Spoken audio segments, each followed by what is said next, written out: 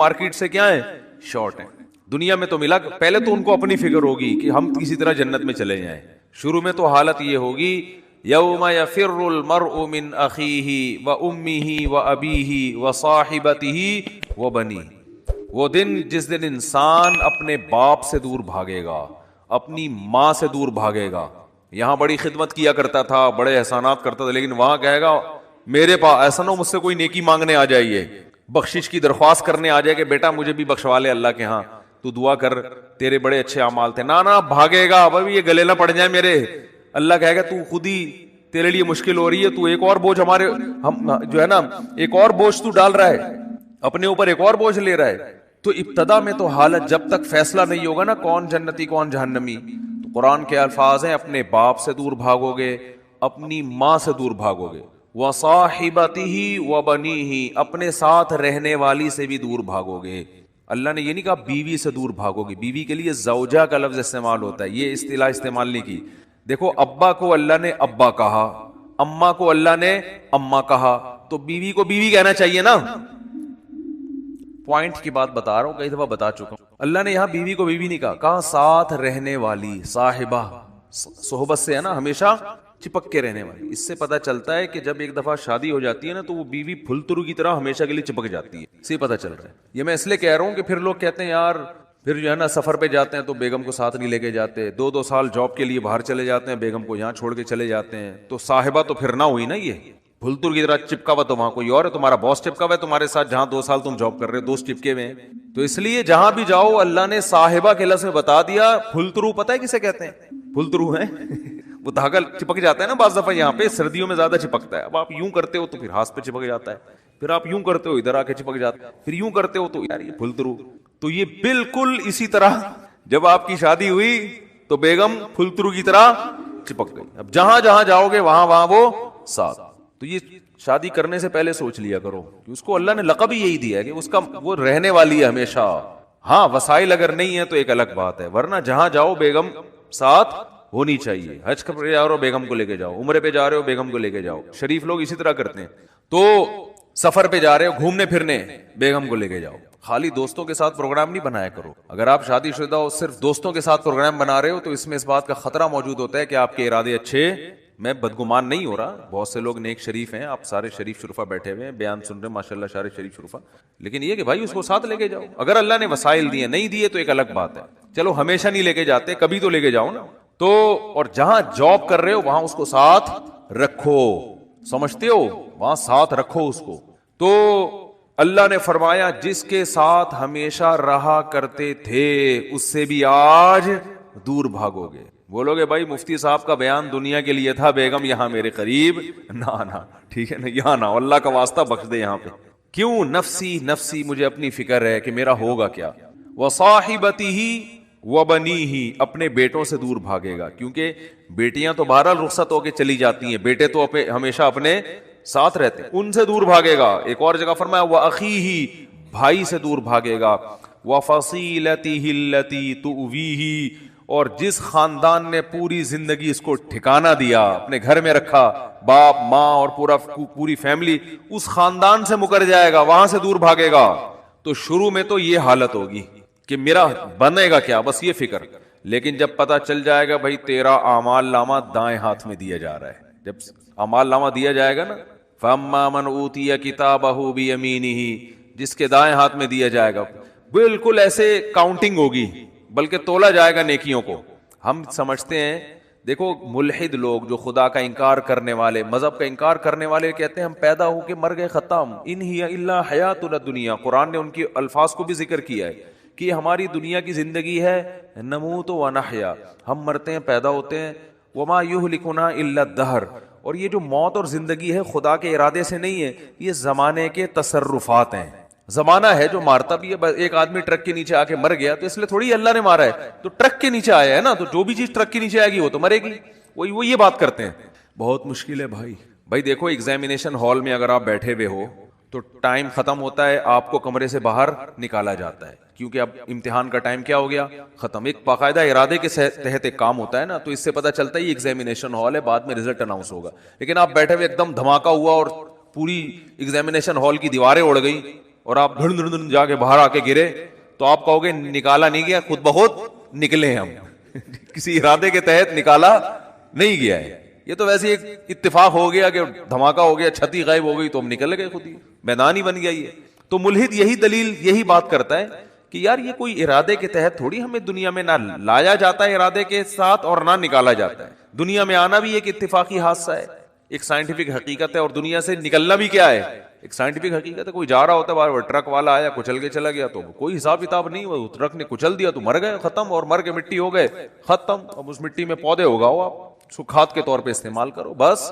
تو یہ بات ہمیشہ سے ملحد لوگ کہا کرتے تھے, ان ہی الا حیاتنا الدنیا, یہ صرف ایک دنیا کی زندگی ہے, اس کے بعد کوئی زندگی دوبارہ نہیں ہے. نموت و نحیا, یہاں اتفاق سے پیدا ہو رہے ہیں اور اتفاق سے ختم ہو رہے ہیں. وما یہلکنا الا الدہر, زمانہ ہمیں مارتا ہے. کوئی کرنٹ سے مر گیا تو اللہ نے تھوڑی مارا ہے, وہ کہتے ہیں تو کہ ایسی والوں کی غفلت ہے. اب بجلی کا تار نکلا ہوا ہے, اس نے انگلی لگا دی تو چپک گئے, اور جو ان کو بچانے کے لیے جاتا ہے تو وہ درمیان والا بچ جاتا ہے, بچانے والا کیا وہ سارا کرنٹ ادھر ٹرانسفر کر دیتا ہے, کہہ رہے پارسل کا خاص انتظام ہے نا. تو یہ تو زمانہ ہے, کوئی یہ تھوڑی ہو رہا ہے. تو بھائی یہ دیکھنے میں اتفاقی چیزیں ہیں ساری, مگر یہ ارادے کے تحت ہو رہی ہیں. اس پر تو میں بھی بیان نہیں کروں گا کیونکہ پھر میرا وہ سارا بیان ملحدوں کے خلاف ہو جاتا ہے جو ایتھیسٹ ہے نا, تو وہ پھر سارا ٹاپک پورا چینج ہو جائے گا. کہتے ہیں کہ کسی نے, موت کے فرشتے نے اللہ سے پوچھا کہ اللہ تو نے میرے ذمے ایسا کام لگا دیا ہے کہ ساری دنیا مجھے برا بھلا کہے گی. بھائی کچھ فرشتے بارش برسانے والے سب کہتے ہیں ماشاءاللہ بڑا اچھا فرشتہ ہے, کچھ فرشتے جو ہے نا وہ اور اچھے اچھے کام کرتے ہیں. میرا کام کیا ہے, روح نکالنا. تو اللہ میرا تو نے کام ایسا لگایا ہے, یہ ایسی کتابوں میں لکھا ہے, کوئی مستند ہے یا نہیں ہے مجھے نہیں پتا, لیکن اس کا جو مضمون ہے نا وہ بالکل ٹھیک ہے کہ اللہ میرے ذمے کام ایسا لگایا بندوں کو مارنا. تو جب بھی میرا نام آئے گا پبلک کے سامنے, لوگوں کے اچھے جذبات نہیں ہوں گے. موت کا فرشتہ ہے بھائی, ایک دم سن کے غصہ آتا ہے نا, تو ہے کیوں کہتے ہیں لوگ, جب بھی آئے گا موت کا فرشتہ تو کوئی دوستی لگانا چاہے گا اس سے. دیکھو یہاں ہمیں پتہ چل جائے یہ فرشتہ ہے جو بادلوں کو دھکیلتا ہے, ہواؤں کو چلاتا ہے. ہمیں پتہ چل جائے کوئی فرشتہ انسانی شکل میں آئے ہوئے, سب اس کو انوائٹ کریں گے, گلے ملیں گے, بھائی بڑا اچھا کام کرتے ہو یار تم.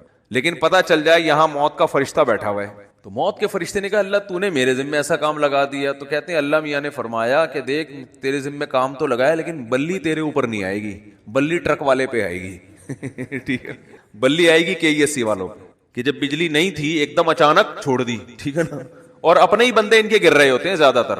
جو بجلی کا کام کرنے اوپر چڑھا ہوا ہوتا ہے نا زیادہ تر, بیچارہ وہی گر رہا ہوتا ہے. تو جو اپنے ملازمین کو نہ بچا سکے میرے بھائی, وہ تمہیں کہاں سے بچائیں گے. تو اللہ نے فرمایا کہ اس طریقے سے لوگوں کو موت دوں گا, کوئی نہ کوئی اس کا ظاہری سبب ہوگا, وہ سبب ہوگا, لوگ اس سبب کی طرف نسبت کریں گے. یہ کرونا سے مرا ہے, لوگ یہ تھوڑی دیکھیں گے کرونا لانے والا کون ہے, اللہ ہے.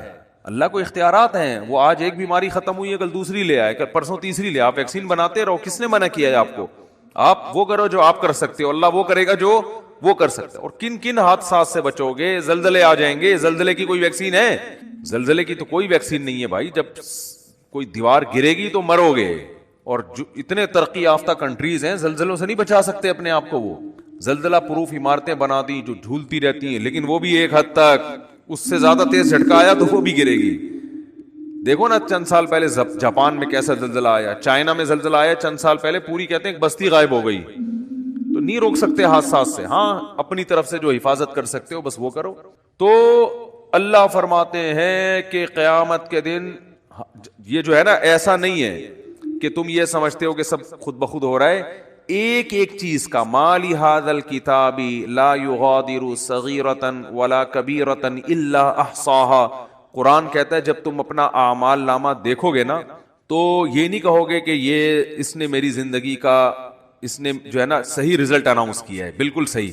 دیکھو آپ نے اگر امتحان میں اچھا پرچہ نہیں کیا ہوتا تو جو آپ کو توقع ہوتی ہے اسی کے حساب سے جب نمبر مل جائیں تو آپ کو تعجب نہیں ہوتا. آپ کو تو یار مجھے لگ رہا تھا کہ 60-65 کے درمیان ہی میرے نمبر آئیں گے, تو باقی 63 نمبر ہیں, تو بالکل صحیح نمبر ہیں, گھپلا نہیں ہوا.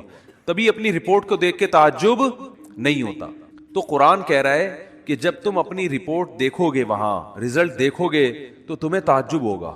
تعجب اس کا نہیں ہوگا کہ اس میں دھاندلی ہوئی ہے, نا نا نا نا, تعجب اس پہ ہوگا کہ ہم تو یہ سمجھ رہے تھے کہ موٹی موٹی چیزیں ہماری نوٹ کی جا رہی ہیں, ایسا اعمال نامہ جس میں ایک ایک چیز لا یغادر صغیرۃ ولا کبیرۃ، میری زندگی کا کوئی ایک گوشہ جو میں نے چھپ کے معمولی سی نیکی کی ہو یا چھپ کے معمولی سا گناہ کیا ہو، اس کتاب میں وہ بھی مس نہیں ہوا ہے. یہ کیسا اللہ نے انتظام کیا ہوا تھا کہ ایک ایک حرف ایک ایک چیز نوٹ کی جا رہی تھی. مالی هذا الکتاب، ایسا رزلٹ تو ہم نے آج تک کسی کا نہیں دیکھا.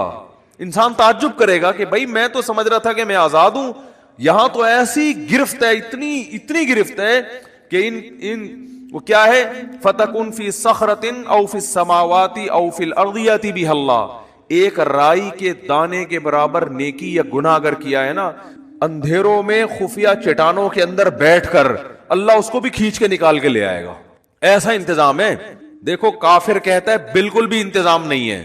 اللہ کہتا ہے ایک ایک چیز نوٹ کی جا رہی ہے. ما یلفظ من قول الا لدیہ رقیب عتید. کیا الفاظ ہے قرآن کے.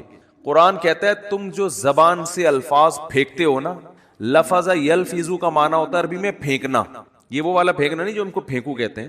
یہ جو الفاظ ہم زبان سے نکالتے ہیں تو یہ نکل کے ہوا میں تحلیل ہو رہے ہیں نا.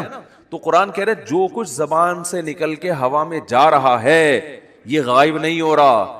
لدینا رقیب، ایک رقیب. رقیب کسے کہتے ہیں؟ نگرانی کرنے والا. جیسے کوئی خفیہ ایجنسی کا آدمی دیکھ رہا ہو، ٹریس کر رہا ہو بندہ جا کہاں رہا ہے. یہ سی آئی ڈی والے چیک کر رہے ہوتے ہیں نا چور کو. بھائی سی آئی ڈی والوں نے کسی بندے کو پکڑنا ہے اور بندہ بڑا پاورفل ہے تو پہلے ریکی ہوتی ہے، یہ بندہ صبح نکلتا کہاں سے جاتا، ایک ایک چیز نوٹ کی جاتی ہے اس کی. تو رقیب اس کو کہتے ہیں. رقیب جو ہر وقت تمہارے مراقبے میں ہے. آپ نے دیکھا ہو نا مراقبہ سینٹر کھلے ہوئے ہیں، اس میں بیٹھے ہوتے ہیں اس ٹنڈوں کی طرح یوں کر کے نا غور کر رہے ہوتے ہیں، وہ پتہ نہیں کیا کر رہے ہوتے ہیں. تو اسی طرح بیٹھا ہوا ہے فرشتہ. اللہ فرماتے ہیں رقیب عتید کا معنی بڑا ڈھیٹ ہے. وہ کیا ہے؟ وہ ڈھیٹ، چھوڑے گا نہیں. وہ چھوڑے گا نہیں. وہ ایسا ہے کہ بس وہ سرکش ٹائپ کا ہے، وہ نہیں سنتا کسی کی. تو ایک لفظ بھی ایسا نہیں ہے جو تمہاری زبان سے نکلے اور اسے کیچ کرنے کے لیے اللہ نے فرشتہ متعین نہ کیا. وہ بھی ہمارے ساتھ پیدا ہوتے ہی پھلترو کی طرح چپک گیا ہے ہمارے ساتھ. وہ نظر نہیں آ رہا ہمیں، کیونکہ سائنسدان کہتے ہیں نظر نہیں آ رہا تو ہے ہی نہیں. تو بھائی اس کائنات میں آپ کو مادی چیزوں پر ریسرچ کر سکتے ہو، جو مادی کے علاوہ چیزیں وہ سائنس کے دائرے میں آتی نہیں ہیں. اللہ نے فرشتوں کو روشنی سے بنایا ہے، نور سے بنایا ہے. روشنی تھوڑی ٹریس ہو سکتی ہے. اگر روشنی سے کی ماہیت کو چینج کر دیا جائے، اسے کچھ بنا دیا جائے، پھر تھوڑی پتہ چلے گا انسان کو. تو وہ روشنی نور کے بنے ہوئے فرشتے ہیں. اللہ فرماتے ہیں ایسے ڈھیٹ اور ایسے رقیب ہیں کہ تمہاری زبان سے ایک حرف بھی نہیں نکلتا جس کو وہ محفوظ نہ کر رہے ہوں. وہ سیو ہو رہا ہے سب کچھ. تو قرآن میں کہتا ہے قیامت کے دن انسان کہے گا مالی ھذا الکتاب. یہاں تک قرآن نے کہا یعلم خائنۃ الاعین، آنکھوں کی خیانت بھی کیا ہو رہی ہے؟ نوٹ. خیانت کسے کہتے ہیں؟ یعنی معمولی سی آپ آنکھ گھماتے ہو نا، جو اللہ نے امانت دی ہے آپ کو، اس امانت میں ذرا سی خیانت. گلی سے انٹی کی انٹری ہوئی، انٹی نے جانا ادھر ہے، آپ باتیں کر رہے ہو مفتی صاحب سے اور مفتی صاحب سنا، ایک دم آپ کو خیال ہوا انٹی گزری ہیں. ایک دفعہ تو دیکھنا بنتا ہی ہے. مفتی صاحب کہہ رہے ہیں بھائی شادی کرو، اپنی بیگم کو دیکھو، صبح شام دیکھو بیٹھ کے. نہیں جی. تو آپ نے کہا یار ہم کون سا کوئی معاذ اللہ زنا کرتے ہیں، ہم کون سا کوئی برائی کرتے ہیں، ہم تو بس ایک دفعہ دیکھنے میں کیا جا رہا ہے، ایسے باتوں میں گھما کے نا یوں کر کے ایک دفعہ گھما لیا. لوگ کرتے ہیں نا اس طریقے سے. یار اپنا بھی ضمیر مطمئن رہتا ہے اس طرح سے دیکھنے میں نا. اپنے آپ کو بھی لوگ مطمئن کر رہے ہوتے ہیں کہ ہم کو برے تھوڑی، ہم تو وہ اصل میں اچانک ایک شور سا ہوا تھا، ہم نے کہا چلو دیکھ لیں. حالانکہ پتہ ہے ایسے بھی میں نیک لوگوں کو جانتا ہوں، نوجوانوں کو، ینگ ہے بالکل، ان کو پتہ چل جائے نا گلی سے کسی انٹی کی انٹری ہو رہی ہے، اندازہ ہو جائے، بس ان کی گردن جھک جاتی ہے. آپ کسی کا باپ بھی ان کی گردن نہیں اٹھوا سکتے. ان کو ان کی بلا سے بھائی وہ کہہ رہے ہیں اللہ نے اس کو ہمارے لیے بنایا ہی نہیں ہے. جب بنایا ہی نہیں ہے تو ایک چیز ہمارے لیے ہے ہی نہیں نا. تو جب ہے ہی نہیں تو آپ کیا کرنا ہے؟ اس کو دیکھ کے حسرت کے علاوہ کچھ بھی حاصل نہیں ہوگا. جو اللہ نے آپ کے لیے بنائی ہے وہ آپ کے گھر میں بیٹھی ہوئی ہے. تو جو نہیں بنائی ہے اس کو دیکھ رہے ہو آپ. تو یہ بدنظری ہے بھی، حماقت بھی ہے، یاد رکھو. اس لیے کہ اس میں دل کے جلنے کے علاوہ کچھ بھی حاصل نہیں ہوتا. اب مثال کے طور پر انٹی اگر بدصورت تھی، وہ آپ نے دیکھ لی، گناہ لازم آ گیا بلا وجہ کا. دیکھ کے ہی آپ بولو گے یار میں سمجھ رہا تھا دیکھنا چاہیے، تو غلط ہو.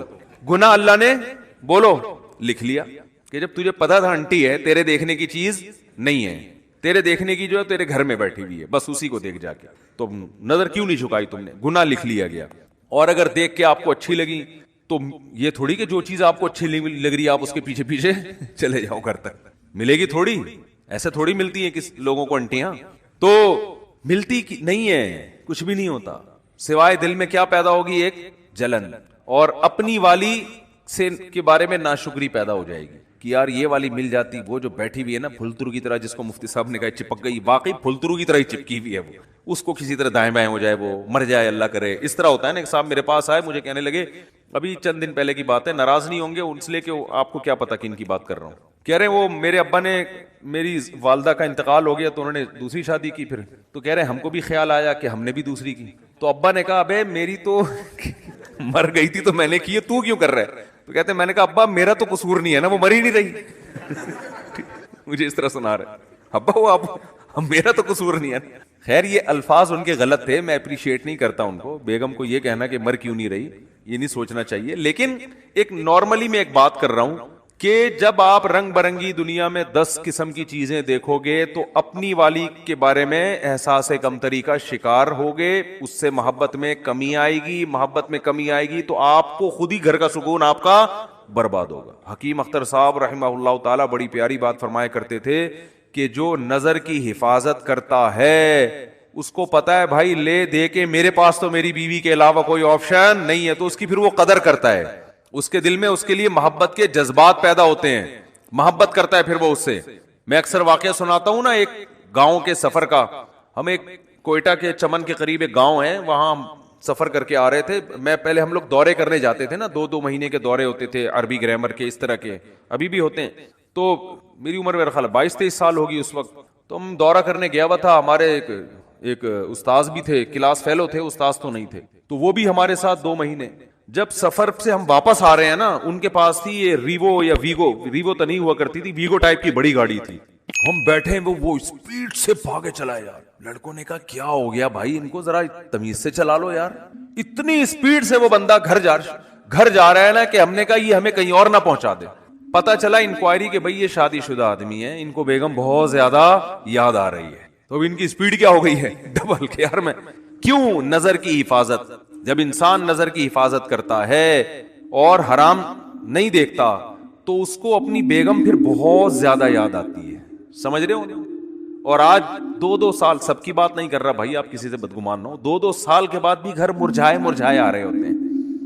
جا رہے ہیں, اب کیا کریں, جانا تو ہے. نادرہ میں تو وہی ڈالی ہوئی ہے نا, وہی والی بیوی ڈالی ہوئی ہے نادرہ, رجسٹریشن تو اسی کی ہوئی ہے, قانوناً تو وہی ہے.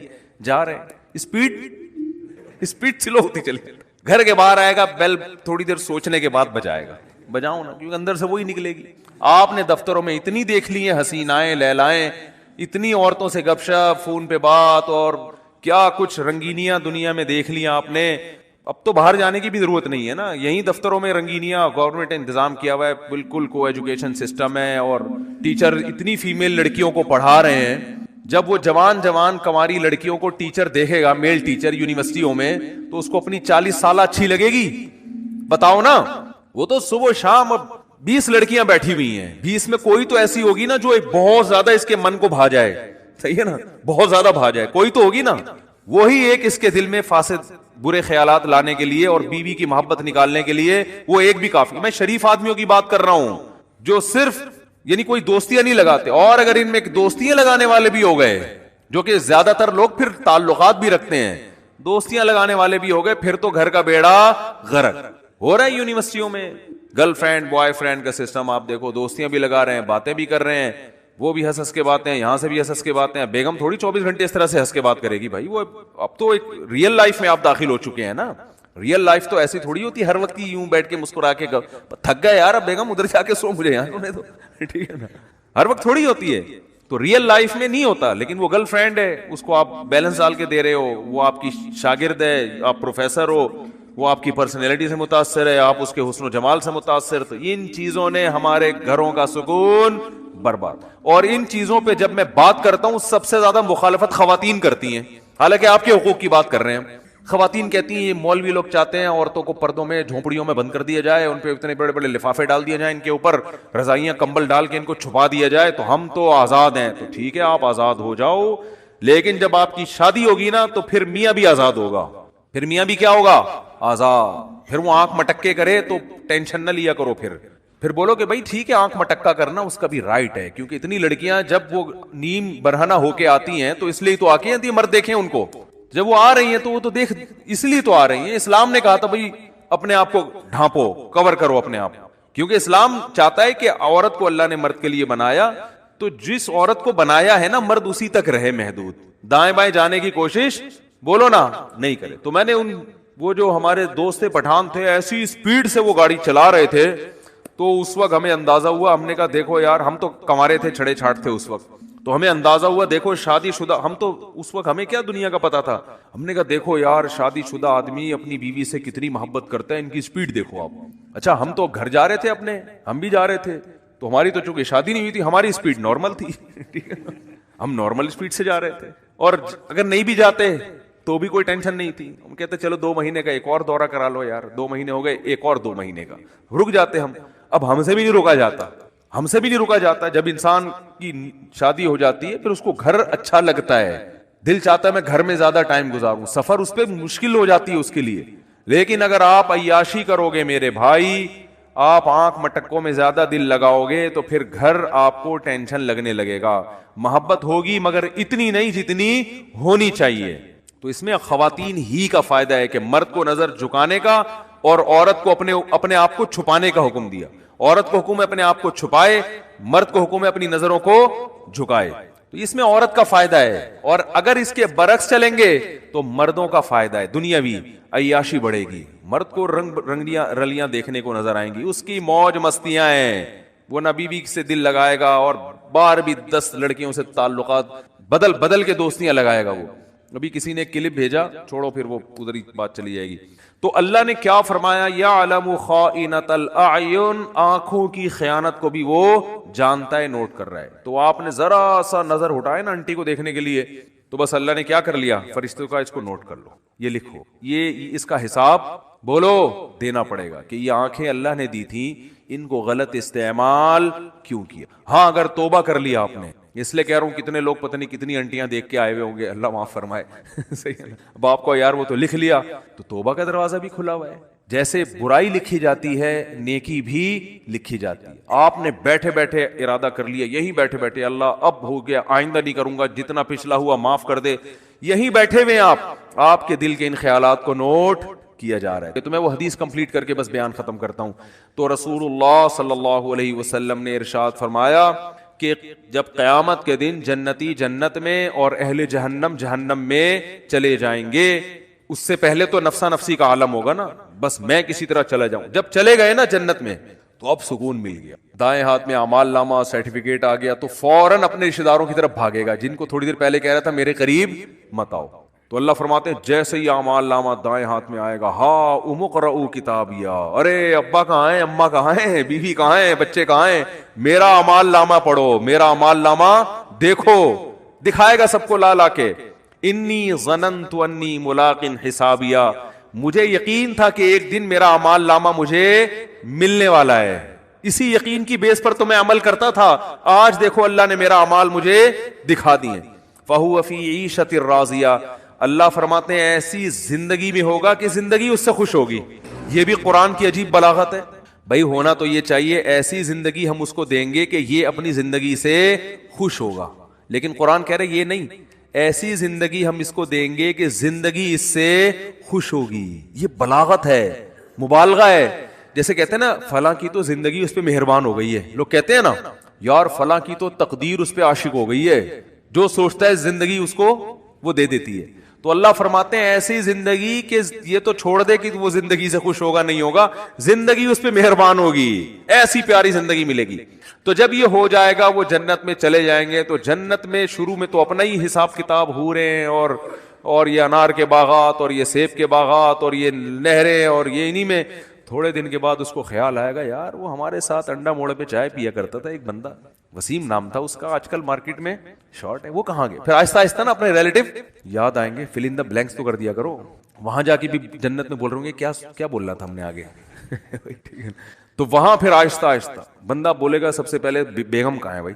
اگر مرد جنت میں گیا بیگم جہنم میں, تو وہاں گئے یار ہو سکتا ہے بولے یار چلو ٹھیک ہے, یہ بھی ممکن ہے, وہ کھمبا بچانے والا نہ ہو جائے نا, یہ کیفیت نہ ہو. تو وہ جائے گا بولے گا بھائی بیگم کہاں ہیں, بچے کہاں ہیں, باپ کہاں ہیں, بھائی کہاں ہیں, رشتہ دار کہاں ہیں, فلاں آدمی کہاں ہے, فلاں کہاں ہے. تو آہستہ آہستہ جتنا قریبی رشتہ ہوگا نا، جس سے جتنا تعلق ہوگا، وہ یاد آنا شروع ہوں گے، اور وہ ادھر سزا کھا رہے ہوں گے جہنم۔ تو نبی صلی اللہ علیہ وسلم نے فرمایا یہ جنتی اللہ سے اپنے رشتہ داروں کے اور ریلیٹیوز کے بارے میں لڑیں گے۔ ظاہر ہے اللہ سے تو لڑنا بھی حرام ہے، اور اللہ سے لڑنا کسی کے بس میں نہیں ہے۔ یہ بلاغت ہے۔ کیا مطلب؟ اتنی اللہ سے دعا مانگیں گے، اتنا پیچھے پڑیں گے جیسے کوئی لڑ رہا ہوتا ہے۔ جیسے قرآن میں آتا ہے نا، یجادلونا فی قوم لوط، ابراہیم علیہ السلام کو جب پتہ چلا کہ لوط علیہ السلام کی قوم تباہ ہونے والی ہے، فرشتے جا رہے ہیں، تو اللہ کہتے ہیں ابراہیم ہم سے جھگڑا کرنے لگے کہ بھئی قوم لوط کو ہلاک مت کرو، کیونکہ ابراہیم نرم دل تھے، تو جھگڑا کرنے لگے۔ اللہ سے جھگڑنا تو کفر ہے نا۔ تو یہ قرآن کے بلاغت ہوتی ہے، یعنی ایسی دعائیں مانگنے لگے جیسے ہم سے لڑ رہے ہوں۔ جیسے کوئی فقیر چپک جائے نا آپ کے ساتھ، او بھائی 5 روپے دے دے، 5 روپے دے دے، آپ کہیں لڑ کیوں رہا ہے یار، کہتے ہیں نا لڑ کیوں رہا ہے، اور جان چھڑانے کے لیے بعض دفعہ اس کو پیسے دے دیے جاتے ہیں، پتہ ہے مستحق نہیں ہے، لیکن یار جو چپک ہی گیا، پھلترو کی طرح چپک، پھلترو لفظ یاد رکھ، صحیح ہے نا ٹھیک ہے۔ تو اللہ نے یہ قرآن کے الفاظ ہیں نا، ایسے الفاظ، قرآن بلاغت ہے یہ۔ تو حدیث میں آتا ہے کہ اللہ سے جھگڑا کرنا شروع کر دیں گے، یعنی اتنا زیادہ مانگیں گے گویا کہ جھگڑ یاد آئیں گے، یار ہمارا دوست تھا وہ جہنم میں، آگ میں، تو اللہ تعالیٰ ان کے لیے، ہاں وہ جو اصل میں حدیث سنا رہا تھا نا، تو اتنی لمبی تمہید ہو گئی، وہ کہیں گے اللہ سے جا کے، اے اللہ بہت سے ایسے ہمارے دوست احباب رشتہ دار تھے، یصلون معنا ویصومون معنا، جو ہمارے ساتھ نمازیں پڑھا کرتے تھے، رمضان کے روزے رکھا کرتے تھے، مگر آج وہ ہمیں جنت میں نظر نہیں آ رہے۔ اس سے کیا پتہ چلتا ہے؟ وہ بھی یہ بتائیں گے کہ وہ مسلم تھے، کیونکہ یہ کافر کے بارے میں تھوڑی خیال آئے گا ان کو۔ ہائے ہائے کیسے سمجھائیں یار، یہ کافروں کے بہت، کافر کا تو پتہ ہے کہ دنیا میں اللہ نے مغفرت پہ پابندی لگائی ہوئی ہے، تو آخرت میں کہاں سے ہوگی؟ کافر کا تو دیکھ رہے ہیں اللہ ابراہیم علیہ السلام اپنے باپ کو نہیں بخشوا سکیں گے، تو ہم کون سا ابراہیم علیہ السلام سے آگے نکل گئے کیا؟ تو یہ اپنے مسلم ریلیٹیوز کے بارے میں، تو ان کا اسلام ثابت کرنے کے لیے اللہ کے سامنے حوالہ کیا دیں گے؟ اے اللہ وہ نماز بھی پابندی سے پڑھا کرتے تھے، رمضان کے روزے بھی رکھتے تھے، مسلم ہیں، لیکن آج ہمیں نظر نہیں آ رہے، گناہ اور گناہ تھے، زنا تھے، چوری تھی، کچھ بھی تھا۔ اس سے اندازہ لگاؤ وہاں بھی ان کو اپنے ریلیٹیوز کا مسلمان ہونا ثابت کرنے کے لیے شناختی کارڈ نہیں دکھائیں گے وہ، کہ اللہ یہ دیکھو نادرا میں لکھا ہوا تھا انہوں نے اسلام، وہاں بھی اللہ ثبوت مانگے گا، اسلام کا ثبوت کیا تمہارے پاس؟ تو ثبوت پیش کریں گے، اللہ تو جانتا ہے، تو اعمال نامہ نکال کے دیکھ لے، نمازوں میں ہمارے ساتھ کھڑے ہوتے تھے، رمضان کے روزوں میں ہمارے ساتھ ہوتے تھے، روزے نہیں چھوڑتے تھے رمضان کے، اور نہ نماز چھوڑتے تھے، کیونکہ اسلام کا رکن ہے نا یہ۔ تو پھر اللہ حدیث میں آتا ہے حد بندی کرے گا، اچھا تو ایسا کرو، جیسے حد بندی ہوتی ہے نا، گورنمنٹ جیسے بعض موقعوں پہ جیل کے قیدیوں کو چھوڑتی ہے، تو انتہائی سنگین نوعیت کے مجرموں کو رکھا جاتا ہے، اس سے کم درجے کے مجرموں کو چھوڑ دیا جاتا ہے، اور کچھ کو تخفیف کر دی جاتی ہے کہ بھئی ٹھیک ہے سزا تو تھی 14 سال، لیکن سفارش کی وجہ سے وہ کیا کی جا رہی ہے؟ 7 سال کی جا رہی ہے۔ تو اللہ حد بندی کریں گے، کیونکہ کچھ ایسے نمازی ہوں گے چھوٹے موٹے گناہ تھے، کچھ چھوٹے تو گناہ کی وجہ پہ جہنم میں نہیں جاتا، یعنی کبیرہ جو دوسروں کی نسبت چھوٹے تھے، ایک آدھ دفعہ کبیرہ گناہ ہوا، توبہ نہیں کی، مر گئے، تو اللہ کہیں گے چلو ان کی سزا تو بنتی تھی، مگر میں تمہاری سفارش کی وجہ سے ان کو جہنم کی آگ سے نکال رہا ہوں۔ تو حدیث میں آتا ہے وہ نکال لیں گے، جنتی آرام سے بیٹھ جائیں گے، بھائی چلو نکل گئے، بھائی وسیم بھائی بھی آ گئے، وسیم بھائی بھی جنت میں بھی ہوں گے، ایسا نہیں ہے کوئی وسیم کو آپ بولیں گے۔ تو میں جن وسیم کی بات کر رہا ہوں ان میں سے کوئی بھی میرا بیان اس وقت نہیں سن رہا۔ تو جنتی نکالنے کے بعد پھر کہیں گے، پھر تھوڑا عرصہ گزر جائے گا، پھر خیال آئے گا بھائی وہ تو اپنا دوست تھا یار، اس کو بھی تو نکالنا ہے بھائی۔ پھر حدیث میں آتا ہے نبی صلی اللہ علیہ وسلم فرماتے ہیں اللہ سے آ کے سفارش کریں گے، پھر حدیث کے ظاہری الفاظ یہی ہیں، اللہ سے کیا کہیں گے؟ ہمارے ساتھ نماز پڑھا کرتے تھے اور ہمارے ساتھ روزہ رکھا کرتے۔ تو بے نمازی کا تو تذکرہ آ ہی نہیں رہا کہ جنت میں جائے گا، سمجھ میں آ رہی ہے بات؟ بے نمازی کا تو کہیں تذکرہ ہی نہیں آ رہا کہ بھئی اپنا اسلام تو ثابت کرو۔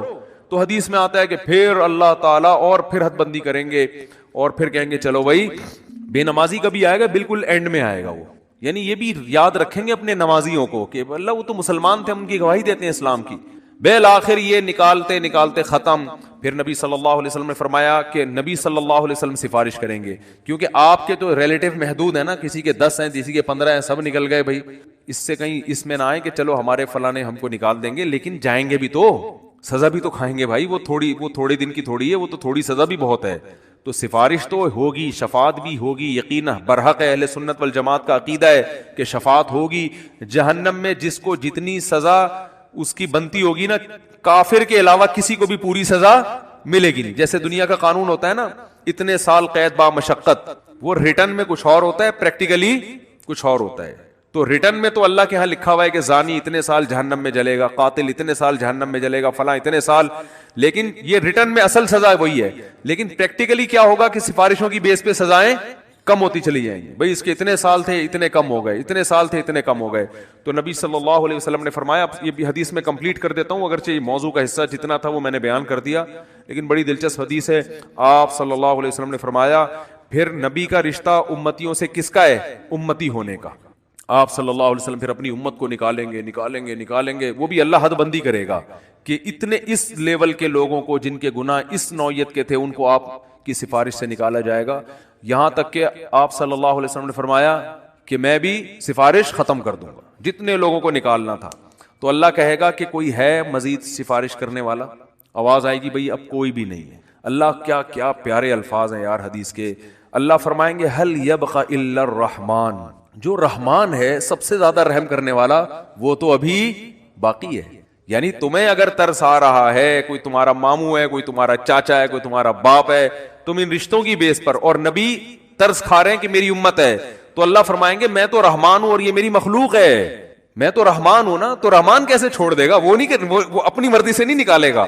تو نبی صلی اللہ علیہ وسلم نے فرمایا کہ اللہ تعالیٰ اعلان کریں گے کہ جس نے آدم سے لے کے آخری انسان جو قیامت تک آئے گا نا, کوئی بھی ایسا انسان جس نے کبھی کوئی نیکی نہ کی ہو, کچھ بھی اس کے اعمال میں خیر, صرف میری توحید پر ایمان رکھتا تھا, وہ صرف میری مانتا تھا میرا کوئی خدا ہے اور کیا ہے اکیلا, بس اتنا اقرار کیا اس زبان سے, صرف دل میں مانتا تو فرعون بھی تھا, فرعون بھی مانتا تھا کہ ایک خدا ہے, زبان سے اقرار کیا, اور پوری زندگی میں ایک دفعہ من کان فی قلبہ مثقال حبۃ من خردل من ایمان, ایمان کا ایک معمولی سا رائے کی دانے کے برابر ذرہ بھی ہو, اور اس ذرے کی وجہ سے کبھی زندگی میں خیر نہ کی ہو, ساری زندگی اس کی بدعمالیوں سے بھری ہوئی ہے لیکن ایک نیکی ہے, تو اس کو بھی نکال کے لے آؤ.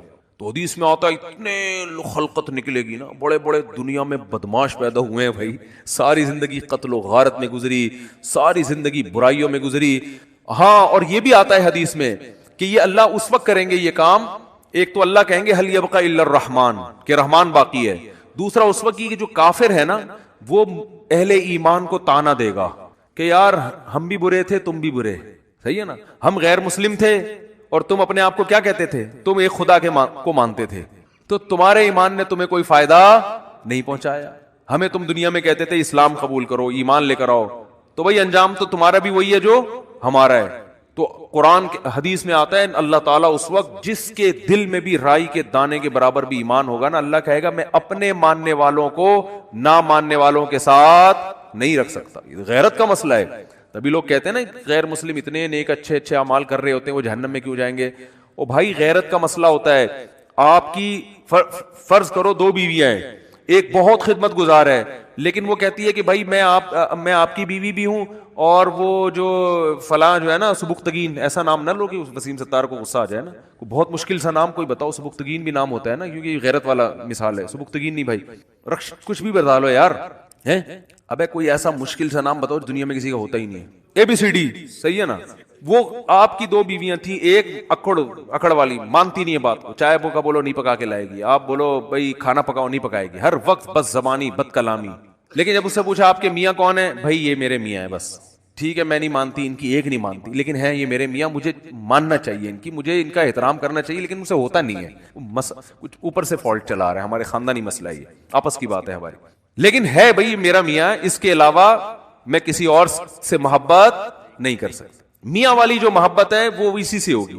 دوسری بڑی فرما بردار ہے, او بھائی جب چائے کا بولا بٹن دباؤ چائے آ رہی ہے, ایئر ہوسٹس والے اخلاق رکھے ہوئے, اس نے ٹریننگ وہاں سے لی ہوئی ہے, اس کی والدہ نہیں سکھائے اس کو یہ آداب تمیز, لیکن وہ آفس میں بھی آپ کے کسی دوست سے بھی اس کے سلام دعا بہت اچھی ہنس ہنس کے بات کرتی ہے, آپ جب کہتے ہیں بیگم مجھے بڑی غیرت آتی ہے تو کہتے ہیں کیا ہو گیا, براڈ مائنڈڈ بنو. اگر تم سے میں محبت کر سکتی ہوں تو میرا پرانا بوائے فرینڈ ہے وہ, مجھے اس سے بھی وہی عشق ہے جو تم سے, بلکہ اسے تھوڑا زیادہ ہے. اتفاق سے شادی تم سے ہو گئی میری, چاہتی تو میں تھی وہاں ہو, لیکن اب ہو گئی ہے, مجبوری میں گزارا کر رہی ہوں. نادرا میں سرٹیفکیٹ بن گیا, پھر دوبارہ سے 4-5 ہزار روپے کا خرچہ آئے گا, وہیں رہنے دو, کاغذ میں رہنے دو, لیکن ویسے مجھے محبت اس سے ہے. رکھو گے غیرت اگر ہوگی تو بولے کہ بھائی وہ جو ہے نا, جو ایک ذرا بھی خدمت نہیں کرتی, کم از کم مجھے اطمینان ہے کہ صرف کس کو مانتی ہے, شوہر مجھے مانتا ہے. اور یہ تو یہ اتنی وفادار ہے نا, تو وفادار تو میں گھر میں کوئی ماسی لا کے رکھ لوں گا, بٹن دباؤ اس سے زیادہ کام کرے گی. ماسیاں زیادہ کام کر لیتی ہیں نا. کیا ہو گیا بھائی, ماسی کو تو پوچھا لگانے کا بولو پوچھا لگائے گی, بیگم کو بولو پوچھا لگانے تو کہے گی میں کیا پوچھا لگانے کے لیے آئی ہوئی یہاں پہ, اس لیے مجھ سے شادی کی تھی پوچھے لگوانے کے لیے. وہ تانا دے گی, آ کے ماسی تھوڑی تانا دے گی. تو بیوی کی ڈیفینیشن میں سب سے پہلے یہ کہ وہ آپ کے علاوہ کسی اور کو شوہر نہ مانتی ہو. باقی محبت کرے کسی سے, ابا سے باپ والی, بھائیوں سے بھائی والی, لیکن جو شوہر سے جس طرح کی محبت کی جاتی ہے, عشق کیا جاتا ہے, وہ صرف میاں ہی ہے. تو جیسے میرے بھائی مرد اس معاملے میں شرکت برداشت نہیں کرتا اگر غیرت ہوگی, تو اللہ بھی کہتا ہے بھائی تم کتنے بڑے سائنسدان ہو, تم کتنے بڑے فنٹر ہو, تم نے ساری انسانیت کی خدمت کر کر کے ان کے پیٹ بھرے, اگر میرے ساتھ کسی اور کو بھی خدا مانتے ہو تو ان نیکیوں کا بدلہ پھر اسی سے جا کے لو. میں تو آج جو میرے اپنے تھے ان کو اپنے غیروں سے ممتاز اور جدا کروں گا, چاہے غیر کتنے بظاہر اچھے ہوں اور میرے اپنے کتنے نالائق کیوں نہ ہوں. اس لیے ایمان اور توحید سے بڑی کوئی نعمت نہیں ہے. مسلمان کتنا ہی گناہگار ہو, اس کائنات کو جو چلانے والا, بنانے والا, جنت جہنم پیدا کرنے والا, اس کو مانتا ہے کہ اللہ ہوں میں تیرا, بے شک نالائق ہوں, بے شک نافرمان ہوں. تبھی یاد رکھو اپنے ایمان پہ سمجھوتا نہ کرو. جو لوگ یورپ جاتے ہیں, امریکہ جاتے ہیں, میں ان سے خاص طور پہ کہتا ہوں یار تم اگر یاشی میں لگ بھی رہے ہو, خدا کے بندو اپنے آپ کو مسلم تو کہا کرو کم از کم. برائی کو برائی تو سمجھو, اللہ توبہ کی توفیق دے دے, میں غلط کر رہا ہوں یہ اعتراف تو کرو اللہ کے سامنے. جیسے ایک نالائق باپ, نالائق اولاد اپنے باپ کے سامنے اعتراف تو کرتی یار ہم ابا کے حقوق ادا نہیں کر سکے. کتنے لوگ ہیں والدین جب دنیا سے جاتے ہیں اولاد رو رہی ہوتی ہے یار ابا کی ہم خدمت نہیں کر سکے, یار اب کوئی تلافی ہو سکتی ہے. تو نالائق اولاد تھی نا, لیکن ابا کو ابا تو مانا نا اس نے. تو یاد رکھو جو اللہ کو اللہ ہی نہیں مانتا, یہ اللہ کے ساتھ شریک کرتا ہے, اس کے سارے اعمال قرآن کہتے ہیں راکھ کے ڈھیر ہیں. جیسے پھونک لگاؤ سارے اعمال اڑ گئے, پورا پہاڑ اڑ جائے گا نا, پھونک دیکھنے میں بہت ہے. اللہ فرماتے ہیں ایسا ہی ہوگا. تو نبی صلی اللہ علیہ وسلم نے فرمایا سب سے جو رائی کے دانے کے برابر بھی توحید کا قائل تھا نا, اس کو بھی اللہ نکال لے گا. تو اس لیے جہنم میں صرف وہی رہے گا جو مشرک ہے, جو کفر پہ مرا, جو قرآن کا اللہ کے رسولوں کا انکار کرتا ہے. اس کے علاوہ جو بھی ایمان کی حالت میں جائے گا بالآخر ایک نہ ایک دن وہ نکلے گا. تو اس لیے میرے بھائی جو میں اصل حدیث سنا رہا تھا کہ جہاں بھی ایمان اور اسلام کی بات آئی ہے قرآن و سنت میں, وہاں نماز لازمی ساتھ میں چپکی ہوئی ہے. تو اس لیے آپ کو نماز تو پڑھنی ہی پڑھنی ہے, اس میں تو نو کا آپشن ہے ہی نہیں. یہ ثابت کرنے کے لیے ہم کیا ہیں, مسلم ہیں, مرد کو بھی عورت کو بھی. اور یہ صرف بر صغیر میں ہے, اتنی ملیشیا میں ہم نے دیکھا وہاں مسجدیں بھری ہوتی ہیں, سب نماز پڑھتے ہیں, خواتین بھی پڑھتی ہیں ساری, اسکارف لٹکے ہوئے ہوتے ہیں وہاں, بے شک وہ اس کا جاب کر رہی ہے ہوٹل میں, کچھ بھی کر رہی ہے, نماز کے ٹائم پہ عورت بھی آئے گی مسجد میں اسکارف پہنے گی, پھر وہیں اسکارف نکال کے بھی چلی جاتی ہیں. ٹھیک ہے نا, جیسے ہمارے ٹوپیاں رکھی ہوئی ہوتی ہے نا ایسے. افغانستان میں سب نماز پڑھتے ہیں, سعودی عرب میں سب نماز پڑھتے ہیں, دبئی میں عرب کے کیسے کیسے عیاش ہیں, نماز کے ٹائم پہ سارے ایسے لگے گا جیسے ان سے بڑا نیک دنیا میں کوئی ہے ہی نہیں. بادشاہ نماز پڑھتے ہیں, وزیر نماز پڑھتے ہیں. ہمارے ہاں ایک بہت بڑی لعنت ہے کہ ہوگا مسلمان اور اپنے آپ کو مسلمان بھی کہتا ہے, نماز کے وقت میں غائب. تو اس لیے امام احمد ابن حنبل جو بہت بڑے مجتہد ہیں, ان کا یہ فتویٰ ہے کہ ایک نماز بھی جو جان بوجھ کر چھوڑ دے گا اسلام سے خارج ہو جائے گا. اگرچہ جمہور کا یہ فتویٰ ہے کہ خارج نہیں ہوتا, کفر کے قریب ہو جاتا ہے وہ, لیکن امام احمد بن حنبل کی کوئی کم حیثیت تو نہیں. سعودی عرب میں انہی کو فالو کیا جاتا ہے. شیخ بن باز, شیخ صالح العثیمین سعودیہ کے مفتی اعظم رہے ہیں, ان کا فتویٰ اب تک چلا یہی آ رہا ہے کہ ایک آدمی اگر فجر کی نماز کے لیے الارم نہیں لگاتا, اس نے صبح 8 بجے آفس جانا ہے, رات کو سویا صبح 8 بجے کا الارم لگا کے, تو یعنی اس نے پکا ارادہ کیا ہوا ہے کہ میں نے فجر میں نہیں اٹھ رہا. ایک تو ہوتا ہے نا آنکھ کھلی نہیں, ارادہ تو تھا نہیں کھلی آنکھ, پکا ارادہ کیا ہوا ہے. انہوں نے کہا یہ اسی وقت مرتد ہو جائے گا, کیونکہ اس نے پکا ارادہ کر لیا ہے نماز کے قضا کرنے کا, پکا ارادہ. وہ یہاں تک ان کا فتویٰ ہے کہ مرتد ہو جائے گا اس کو اگر توبہ نہیں کرتا اور توبہ کا اعلان نہیں کرتا باقاعدہ, تو اس کو مسلمانوں کے قبرستان میں دفن کرنا بھی جائز بولو نہیں ہے, اس کا نکاح بھی ٹوٹ گیا. اگرچہ جمہور اس کو نہیں مانتے, لیکن امام احمد بن حنبل کی بھی تو ایک بڑی ویلیو ہے نا, اور عبداللہ بن مسعود کی بھی کم ویلیو نہیں ہے. وہ فرماتے ہیں ہم نبی کے دور میں کسی بھی جرم کو یہ نہیں سمجھتے تھے کہ انسان کافر ہو جاتا ہے, نماز کو ہم یہ سمجھتے تھے کہ کوئی چھوڑ دے تو اسلام سے خارج ہو جاتا. تو اس لیے عرب میں شراب پینے والا بھی نماز پڑھتا ہے, کیونکہ مسلمان میں بہرحال کچھ بھی ہو اسلام کا نام اپنے آپ سے ہٹانا پسند نہیں کرتا. اور آج ہم نے دیکھا ہے مسجدوں کے 7 گھر ہیں, نماز کے لیے نہیں آ رہے, اور سفر میں تو نمازیوں کو دیکھا ہے نمازیں چھوڑتے ہوئے. ذرا آج کل پیپر ہے تو یہ چھوڑ دو نماز. بھائی پیپر میں نماز چھوڑنا کہاں سے جائز ہوگی؟ جاب میں باس کی طرف سے اجازت نہیں ہے, اجازت نہیں ہے آپ چھپ کے نماز پڑھیں, آپ کہیں کرسیوں کے پیچھے چھپ جائیں, کہیں بھی کریں. میں تو یہاں تک میں نے لوگوں کو مشورہ دیا, بعض جو غیر مسلم کنٹریز میں لوگ وہ کر رہے ہیں نا, جاب کر رہے ہیں باس کی طرف سے بعض جگہوں میں, ورنہ وہاں پرمیشن ہوتی ہے, اجازت نہیں ہے. تو میں ان سے کہتا ہوں بھائی کہیں بھی چھپ کے چلے جاؤ, کچھ بھی کرو, اگر نہیں پرمیشن ملتی چھپ کے بھی نہیں پڑھ سکتے تو جاب چھوڑ دو. بس جاب کیا کرو, چھوڑ دو. جاب نہیں, پھر جاب جائز نہیں آپ کے لیے. فرض نماز تو پڑھنی پڑے گی, آپ جاب ہی نہیں کر سکتے. آپ کہیں بھی جاؤ, کہتے ہیں کہاں جا کے, میں بھائی واش روم میں پڑھ لو, واش روم میں پڑھ لو. واش روم کا مطلب یہ نہیں کہ وہ فلش کے اوپر, وہ تو جگہ کا پاک ہونا ضروری ہے نا. انتہائی آخری درجہ یہ ہے کوئی مصلی رکھو اپنے ساتھ تاکہ جگہ پاک ہو. یہ ایسا نہیں کہ واش روم میں نماز پڑھنا شروع کر دیں, حرام ہے, ناجائز ہے واش روم میں نماز پڑھنا. لیکن اگر کوئی صورت نہیں بنتی, کچھ بھی نہیں ہے, جائے نماز لے جاؤ بھائی چھپ کے, جہاں نہاتے ہیں نا جس جگہ پہ, اس جگہ مصلی بچھا کے نماز پڑھ لو. ٹرینوں میں نماز نہیں چھوڑ سکتے آپ. میں تو کوئی زیادہ نیک آدمی نہیں ہوں, لیکن 1-2 واقعات میں لوگوں کو صرف موٹیویٹ کرنے کے لیے. ایک دفعہ ہم بھاولپور سے چڑھے ٹرین میں, جب میں ٹرین میں چڑھا ہوں بھاولپور سے تو فجر کی نماز کا ٹائم ہو رہا تھا, اور رش اتنا تھا, حاجیوں کی اس وقت فلائٹیں بہت جا رہی تھی, کراچی سے ہی جاتی تھی, ملتان ایئرپورٹ نہیں بنا تھا اس وقت. تو اتنا رش تھا کہ جیسے ہی ہم ٹرین میں چڑھے ہیں تو اب پتا چل گیا کہ بس ایسے بالکل سیدھے, جگہ ہی نہیں, رش اتنا زیادہ. اب فجر کی نماز وضو میں نے پہلے کر لیا تھا احتیاطاً, تو اب وہاں میں نے کہا بھائی نماز پڑھنی ہے. لوگوں نے کہا یہاں جگہ نظر آ رہی ہے, صوفی صاحب لوگ پھر تانے دینا شروع کر, صوفی تو نظر نہیں آ رہا ہے, یہاں کوئی نماز پڑھے گا, پاگل ہو رہا ہے. اچھا سفر میں لوگوں نے کہا بھائی سفر میں معاف ہے, بعد میں توبہ کر لینا, قضا پڑھ لینا. یہ بڑے اچھے الفاظ ہوتے ہیں لوگوں کے نا, یعنی ان کی نظر میں کہ توبہ کر لینا. بھائی توبہ تو کہاں سے, اگر ایسا ہی ہوتا تو اللہ کہتے ہیں نماز پڑھ لو, نہیں پڑھتے تو توبہ کر لینا. پڑھنی ہے, قضا نہیں کرنی ہے. ان الصلاۃ کانت علی المؤمنین کتابا موقوتا. اگر نماز چھوڑنے کی میرے بھائی کہیں گنجائش ہوتی تو میدان جنگ میں لڑتے ہوئے جب گولوں کی گھن گرج اور تلواروں کی چمک ہو, اس میں اللہ اجازت دے دے گا قضا کر لو. وہاں اجازت نہیں دی ہے. اللہ نے فرمایا نہیں کوئی صورت بنتی, سواری پہ بیٹھو, گھوڑے کا جہاں رخ ہے اسی طرف رخ کر کے نماز پڑھو, وہاں اجازت نہیں دی. اور آگے اللہ نے اس کی وجہ بیان کی ہے کہ میں اس لیے کہہ رہا ہوں یہاں پڑھنی ہے کہ نماز صرف پڑھنے کا حکم نہیں ہے. ان الصلاۃ کانت علی المؤمنین کتابا موقوتا, نماز مومنین پر مقررہ اوقات میں فرض ہے. یہ اس لیے جواب دیا کہ آپ کہہ سکتے تھے اللہ جب جنگ ختم ہو جائے گی پھر پڑھ لیں گے نا آرام سے خشوع و خضوع کے ساتھ, ابھی جنگ ہو رہی ہے, اللہ ابھی کیا ضرورت, جب جنگ ختم ہو جائے قضا پڑھ لیں گے, بعد میں ٹائم گزر جائے گا, پھر بہت ڈبل سجدہ کریں گے, ہم بہت لمبے لمبے قیام کریں گے. اللہ فرماتے ہیں نماز مقررہ اوقات میں فرض ہے, وہ ٹائم گزر جائے گا اگر جنگ ختم ہونے کا انتظار کرو گے. بہت مشکل ہے بھائی, نہیں آ رہی سمجھ میں تو جیسے زندگی کو فرشتے بہت اچھی طرح سے اردو میں بھی سمجھا دیں گے. قبر میں وہ کہتے ہیں میں نہیں بتاؤں گا, تو لوگوں نے کہا اب تو آپ کو سب بتانا پڑے گا. اور حقیقت ہے میں ان کا کسی کا مذاق نہیں اڑا رہا, سب کے ساتھ ہوگا. جو بھی کہتے ہیں میں نہیں بتاؤں گا, تو جب دنیا سے جائے گا تو سب کچھ بتانا پڑے گا, اس کو سب بتانا پڑے گا بھائی. تو میدان جنگ میں اللہ کہہ رہا ہے کہ نماز مومنین پر مقررہ اوقات میں فرض ہے. تو میں ٹرین میں کھڑا ہوا تھا, میں نے کہا انہوں نے کہا بھائی یہاں تو جگہ نہیں ہے.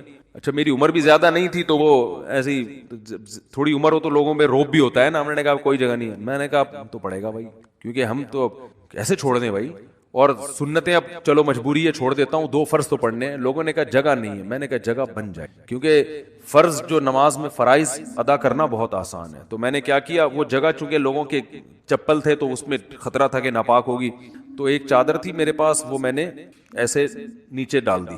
بچھانے کی بھی جگہ نہیں تھی. نیت باندھ لی, اندازہ پہلے لگا لیا تھا قبلہ کس طرف ہے. نہیں تو آپ آج کل تو موبائل پر ایسی ایپس آ رہی ہیں, اس سے فوراً پتہ چل جاتا ہے قبلہ کس طرف ہے. اندازہ تھا مجھے, رخ کیا ہم نے. اب یوں کرنے میں تو کوئی نہیں رکاوٹ ڈالتا نا, یوں کرو نیت باندھ لو بھائی.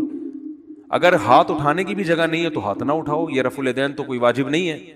اللہ اکبر کہہ لو اور نیت باندھ لو. ہاتھ باندھنے کی جگہ نہیں, ہاتھ چھوڑ کے کھڑے ہو جاؤ.